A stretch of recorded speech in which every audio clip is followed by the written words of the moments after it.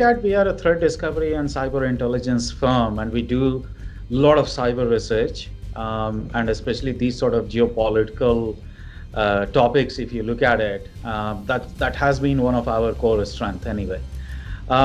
What has started to happen starting from first week of June, we started to see a lot of frustrating statement being made on Mandarin speaking hacking community, where they were making a statement like, this is one nation who doesn't learn. We have to teach lesson to India. Those sort of very, very frustrating statement.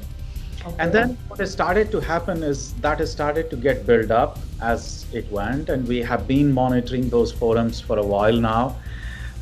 What came out, especially on 18th of June, was very, very shocking to us. Cyber criminals actually listed out number of companies, government agencies, media houses, in fact, potentially saying that, well, this could be our first set of target, and Okay. we should be looking at defacing them. We should be looking at taking those websites down.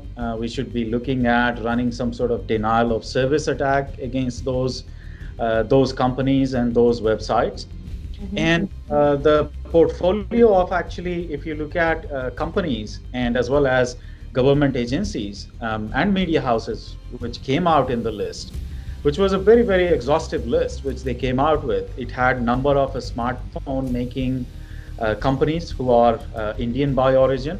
Okay. It had manufacturing companies. It had construction companies into it, tire making companies, and then it went into three at least government agencies, and they are very, very prominent, actually, government department.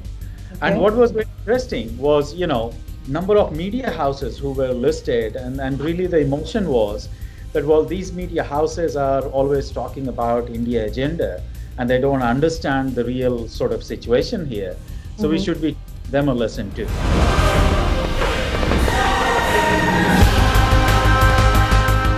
Yeah, so there's a number of them. Like, let's just start with what came out on 18th, Mm-hmm. Sunita.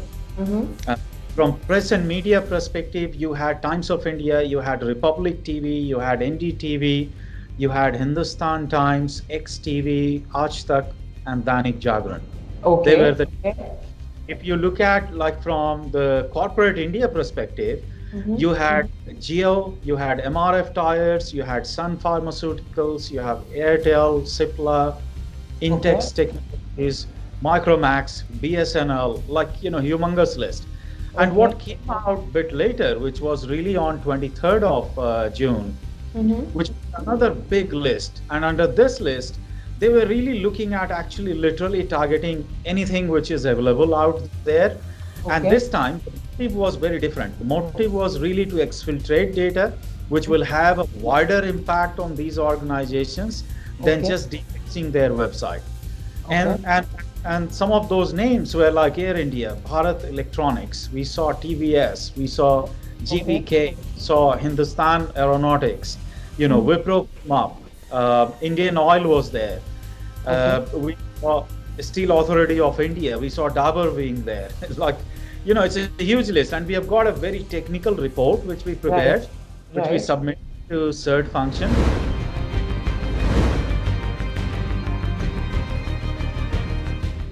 Absolutely, Sunita. It has tremendously changed. If you look at it, what we were seeing in first week of June to Mm-hmm. what we saw on 18th of June to Mm-hmm. what we saw on 23rd, Mm-hmm. it's a huge actually jump in if you ask me from cyber threat perspective. Mm-hmm.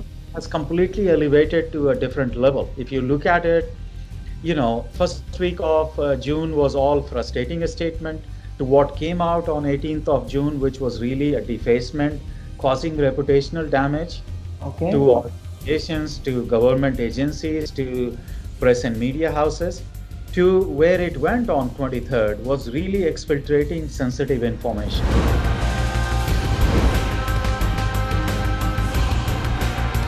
What we have started to witness, of course, again, a lot of frustrating statement, Mm-hmm. a lot of like taking a revenge kind of a statement, and Okay. of course, we notice like frustration towards this particular decision.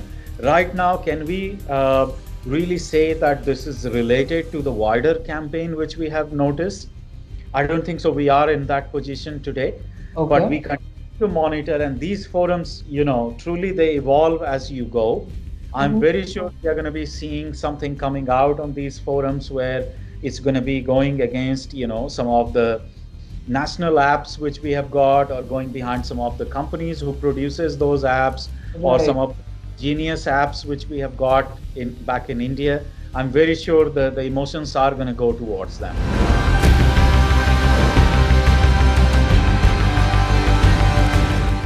Yeah, so we actually submitted reports 2 times. Okay. When we saw the first list which was being published and the motivation, we went back and we submitted the first report. Of course, we received a sort of note from the CERT function saying that, well, we are going to be taking all appropriate actions. Okay. And then immediately on 23rd, when the new list was published of Mm-hmm. target, we Mm-hmm. went back again, Okay. submitted another report which had a Okay. lot of details this time, and we were Okay. able to successfully attribute to some of those threat actors or Okay. hackers.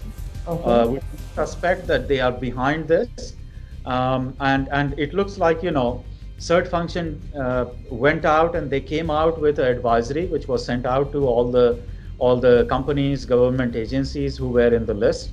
So Okay. yes, by the looks of it, they have taken all appropriate actions there.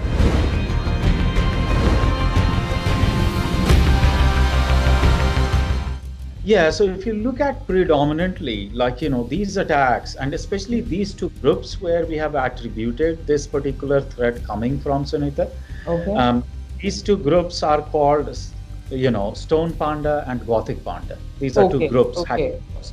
All right. They have a great history of being associated with Chinese government. Okay. They operate under hood of PLA. Okay.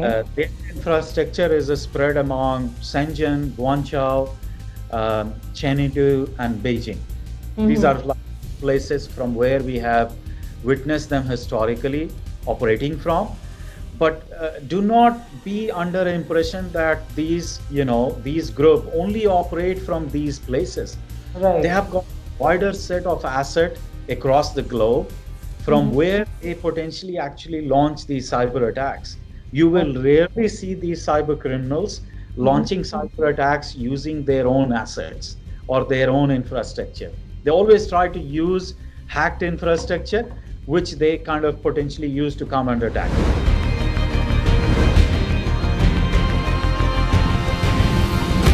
You know, of course, we have been monitoring these sort of hackers for years now. Right. And if you look at the association of Chinese threat actors, they have a very close association with North Korean threat actors.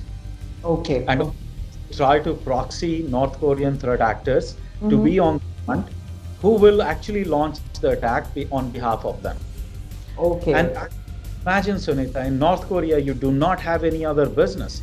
Cyber has become one of the business for them. And True. cyber crime has actually given them almost near about $4 billion in 2019. There Oh, is no okay. other business like that in North Korea. Right. Right. So everybody is very involved and they are out there offering themselves Mm-hmm. as a hacker, as a service, ready to take action, whatever target you give it to them. So of course they have got a lot of relationship going back to North Korea. They Okay. do have relationship with Pakistani groups of hacker, and these are all state-sponsored hackers. Mm-hmm. Again, there are some gray areas where we have also witnessed they being close to Russian groups as well. Okay. Okay. This could not be like state sponsored groups from Russia, but these are all hacktivists who are also like looking out for money. And of course, Chinese hacking groups or PLA has got a lot of money to pay, and these guys are ready to execute a job.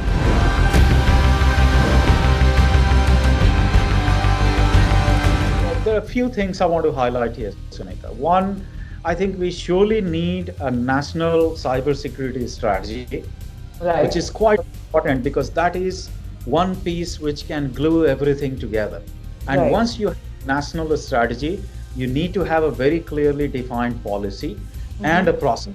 And of course, government, at least in last couple of years, we have seen government has been working aggressively with a lot of other supporting agencies to build those, but we are not ready yet, right? That's the problem. And you're facing one of the most advanced cyber warfare country right now.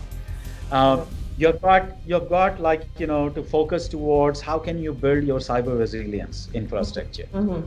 How do you spread the awareness? Like, awareness is also quite important, actually, vector, which we should be True. focusing on.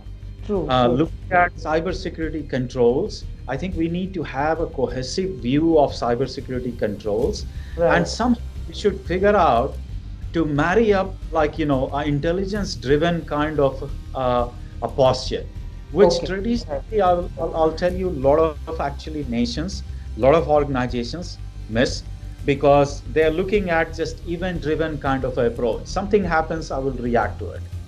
Instead Right. of that, we have to turn around our approach and look at it. How can we get leads from somewhere and take corrective actions before something happens to us?